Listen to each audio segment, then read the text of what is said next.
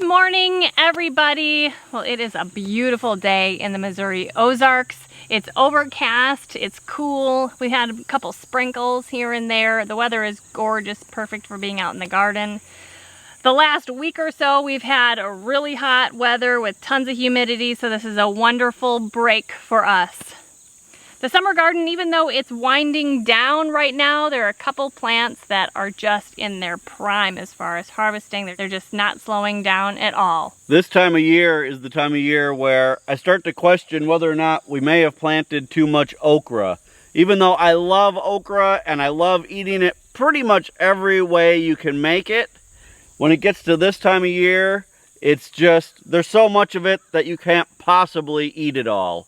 The other thing with okra is that it's really a small time frame of when to pick it and still have it be good.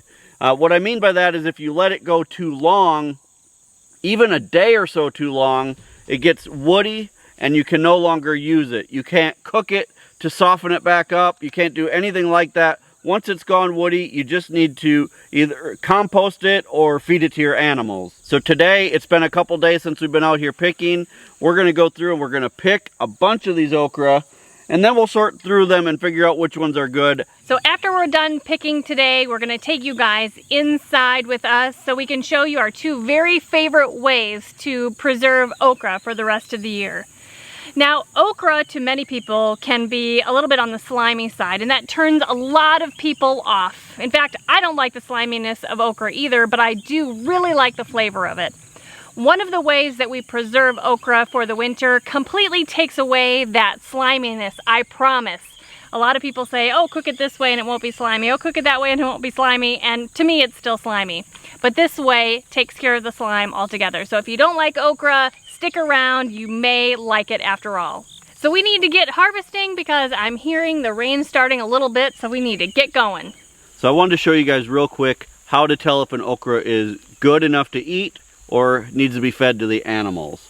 Now, most people, when you're selling okra, like at the farmer's market, they only want okra about 4 or 5 inches long. So here's one right here, and this is probably about the perfect size.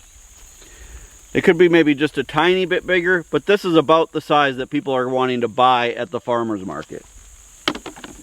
Now here's one next to it that's gotten quite a bit bigger, but this one is still good. When you bend it, it still moves very easily. So for what we're doing with these today, I personally would still eat this one no problem.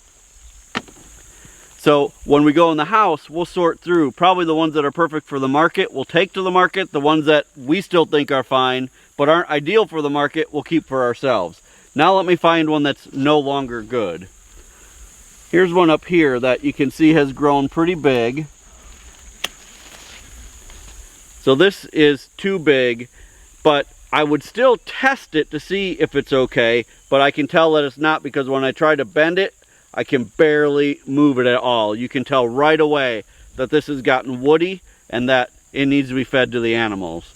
Now we're fortunate that our pigs this year really like okra. The pigs we raised last year wouldn't go anywhere near okra, but this year's pigs actually like it.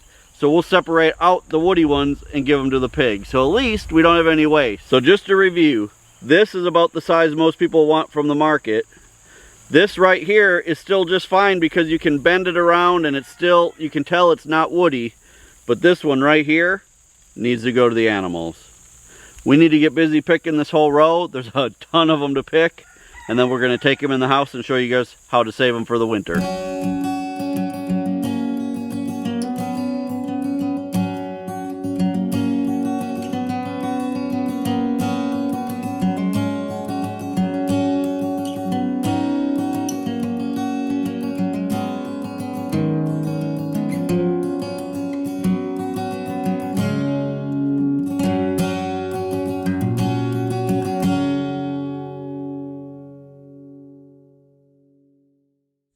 Alright, we're all done picking. I lied to you guys. I said I was going to sort them in the house, but it's just kind of habit to sort them out here. Plus the pigs are right out here, so we can take the bad ones to the pigs. So this is our basket of ones that are good to keep. These are the ones we're going to give to the pigs. So let's go throw these in, and then we'll head in the house and start preserving. Alright pigs, you ready for some more okra? Maybe they'll plant us a good garden like they did last year. They do like the okra. I don't blame them. We're back in the house, and I wanted to show you guys the 2 varieties of okra that we grew this year and talk to you a little bit about the differences. The first variety is called Clemson Spineless. Now this is kind of your routine variety of okra. This is probably the most popular variety of okra that's grown pretty much anywhere. These are a real long, skinny type of okra, and I absolutely love these. The second variety is called Eagle Pass. We tried these this year from Baker Creek because on the package it said they were supposed to be less slimy than other varieties. I really haven't found that to be true, and when I've tried them with Sarah, because she doesn't like the sliminess, she still thinks they're way too slimy. So there's some downfalls to these. I'll tell you, I'll never grow these again. Even though they grew really well, there's some things about them I don't like. First of all, they're no less slimy than any other variety of okra, in my opinion.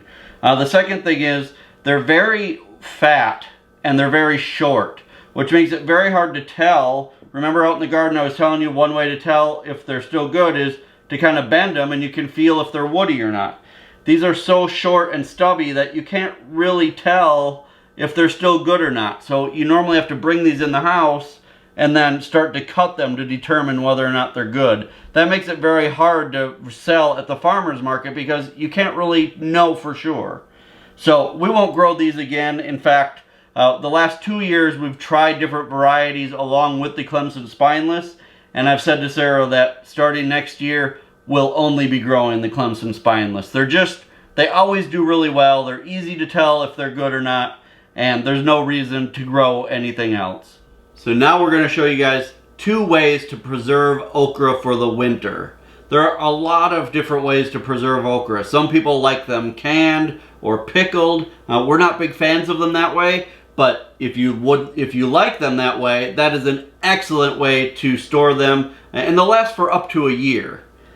Now, the way I'm going to show you is my favorite way. This is how I prefer them because I can have fried okra all winter long. So we're going to start by cutting a bunch of the okra into rings, and then I'm going to show you how to bread them so that we can freeze them individually and be able to take them out all winter long. So we're going to start by just cutting all of these okra into rings. So I'm going to cut these into about 1/4 inch discs. It doesn't really matter what width you like or how thick you like them. What matters more is that you do them all pretty consistently. That way when you take them out and fry them, they'll all get done about the same amount of time.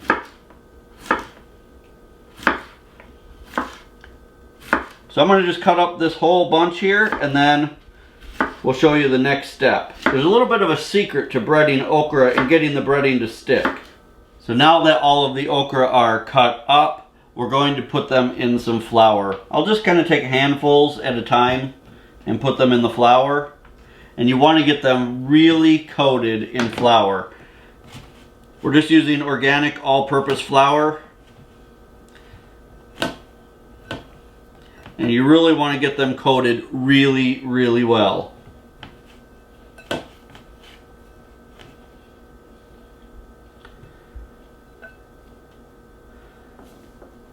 And for now, all we're going to put on them is flour.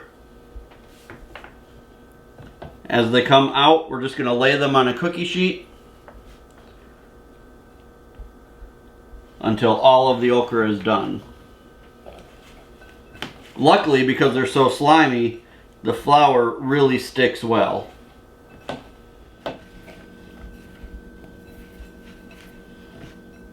Now that all of the okra are covered heavily in flour, we're just going to spread them out so they're in a single layer. And now the secret to breading good okra is to let them sit for at least 10 minutes, maybe even a little bit more, with just the flour on. You want all of that slime and stuff to soak up the flour. You want to start your breading process with okra that is very dry. That will make the breading stick. So we want these just to sit just the way they are with a lot of flour on them for at least 10 minutes. While these sit, Sarah's going to show you the next way that we love to preserve okra. Okay guys, I'm going to share with you the way that I like okra the best, and it's a way for us to preserve okra for the rest of the year. I haven't ever seen anybody else do this. I'm sure somebody has, but I tried it and we absolutely love it. And that is to dehydrate the okra. You guys, this is like the best snack ever. It's not slimy, it's nice and crunchy. It's just so good. And you can just dehydrate a bunch of them, stick them in some jars, and you have them for all year round. Now, it's not super complicated, you guys. I'm sure all of you have dehydrated something at some point in your life. You just slice off the stem end, and this is going to dehydrate into smaller pieces than you think. So I slice them at about a 1/2 inch thick into circles.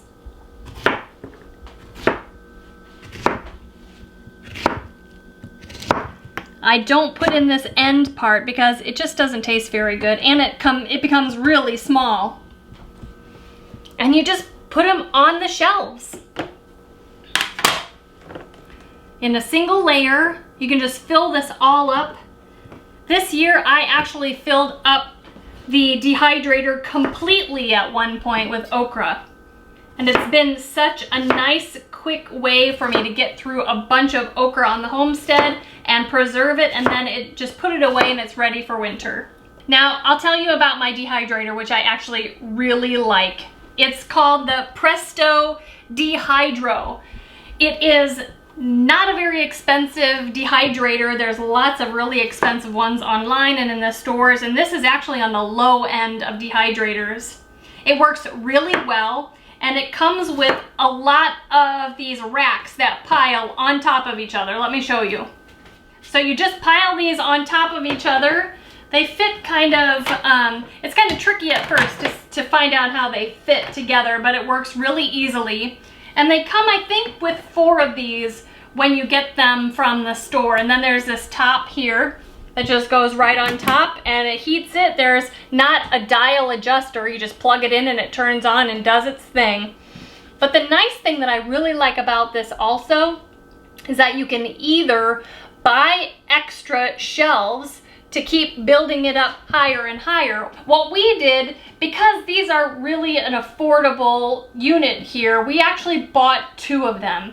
That way I can use the shelves from both of the units, but I can keep the extra, like, mechanical part safe, packed away in storage, so that if something happens with this one, I can just replace it with the one that I have in storage. And that way I'm not paying a lot extra for all these extra shelves.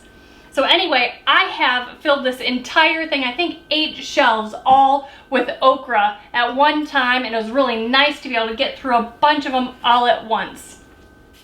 So I'm going to put a link to this dehydrator in our Amazon shop if you want to take a look at it. There will be more information there, but I haven't had any trouble with this, and I've used it for several years, and I actually really love it. So I'm going to keep chopping here, and then we'll switch back to Kevin. After Kevin is all finished, then I will show you the end product of this dehydrated okra, and we will even do a taste test for you guys.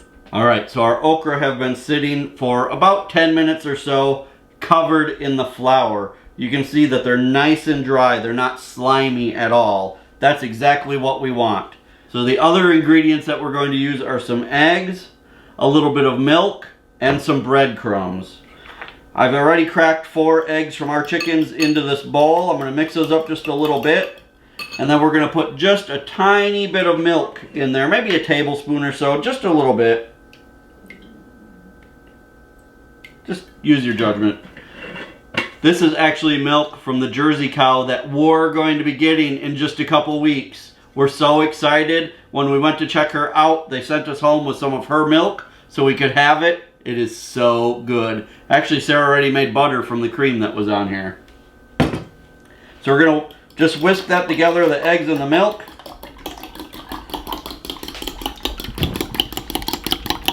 Now we're going to just start putting the okra into the egg mixture. I like to do just, you know, a decent sized handful at a time, not too much. And then I use a slotted spoon to move it all around in there. Make sure that all of the flour is coated in egg. Once you see that everything is coated well, you can take it right back out.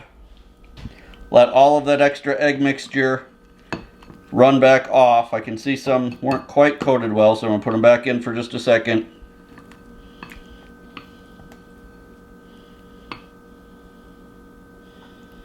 You want to get all that excess mixture off as much as you can. Then we're going to put them right over into the breadcrumbs. And then we're going to just make sure that they get well covered with the breadcrumbs.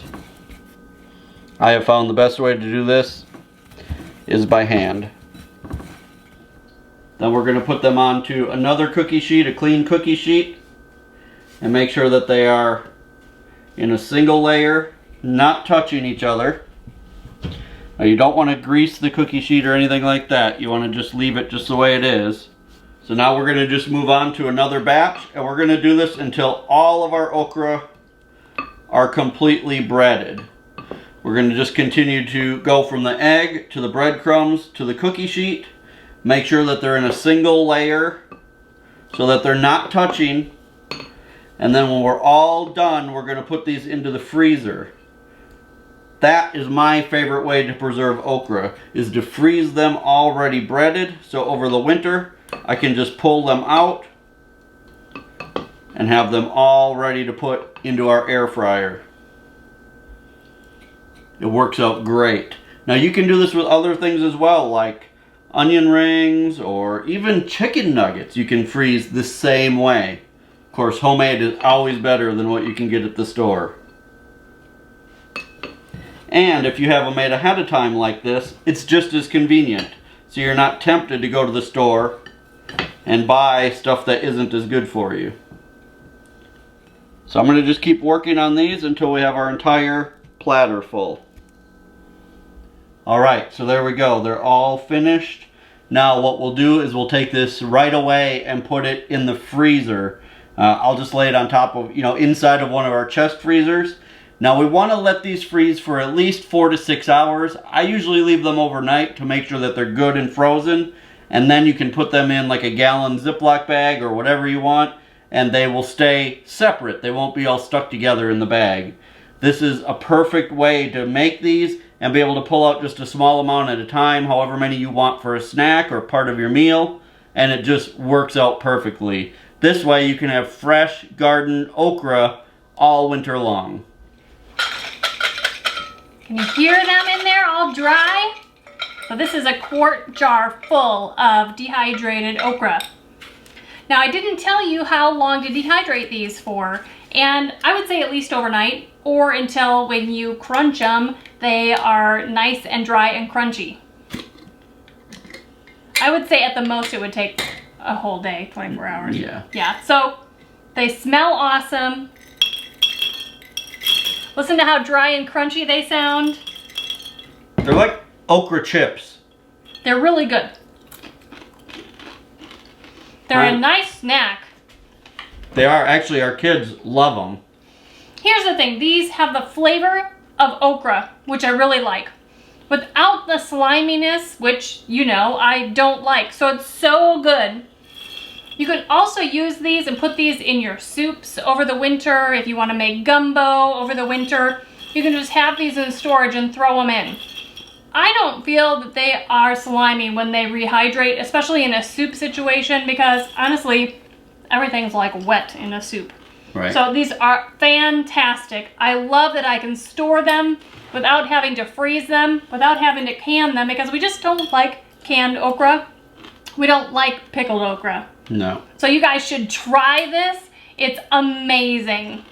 If you have a vacuum sealer with the jar attachment, that works out really well too. After you have them completely dried, put them in here, vacuum seal them, and then you can put your top on to keep them nice and fresh over the winter. Yeah, this is really a great way to store them. When they're sitting on the shelf, I walk by, it's very rare for me to not stop and grab just a few out of the jar. And really, it's a great snack. It kind of gives you that feeling of like a junk food where it's crunchy and you can, throw a few in your mouth, but you don't have to feel guilty about it. Right. When we dehydrate them, we don't put any salt or flavoring or anything on them. But when you cut them up into slices, they're really kind of wet and slimy. So if you want to pre-salt them a little bit, that would taste really fantastic. And you can really experiment with different flavors. You can get all kinds of seasonings at the grocery store. You can make your own seasonings with things you've grown in your garden. And just experiment and have a really good time. Let us know if you guys have ever tried this, and if you haven't, I hope that you will, and let us know what you think about it. You guys, thank you so much for spending some time with us again today in the garden, and we really enjoy sharing with you all how we preserve the harvest that we grow here every year for our family. If you're enjoying our channel and you're not a subscriber yet, we'd love for you to subscribe. The best way that you can help us is to share our channel with people that you think would also love it and would enjoy the lifestyle that we're living here. We have a lot of exciting things coming up as we get ready in just a couple weeks to get our very first family milk cow. We hope you'll stick around and continue to follow. Until next time, you guys, thank you so much for stopping by the homestead. Take care and God bless. God bless.